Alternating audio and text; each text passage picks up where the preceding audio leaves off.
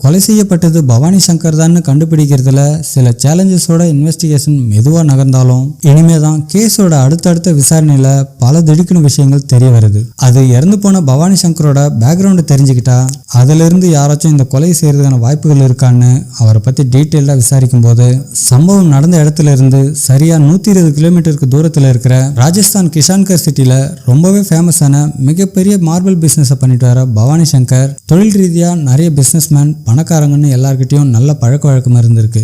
இதனால தொழில் விஷயத்துல ஏதாச்சும் பணம் கொடுக்கல் வாங்கல் பிரச்சனை ஏதாச்சும் வந்திருக்குமோன்னு அவரோட குடும்பத்தில் இருந்தவங்க மார்பிள் பிசினஸ் பண்ற ஆபீஸ்னு எல்லார்கிட்டையும் விசாரணை பண்றாங்க.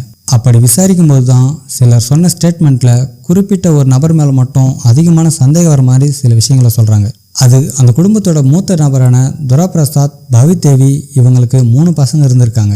இவங்க அத்தனை பேருக்கும் கல்யாணமாகி வெவ்வேறு ஊர்ல தங்கி அவங்களோட பிசினஸை பார்த்துட்டு வந்திருக்காங்க. அதுல பவானி சங்கர் தன்னோட மனைவி மற்றும் 2 பசங்களோட கிஷான்கர்ல தங்கி பிசினஸை பார்த்துட்டு வந்தாலும் அவரோட அப்பா அம்மா மேல ரொம்பவே பாசத்தோடையும் அக்கறையோட இருந்திருக்காரு.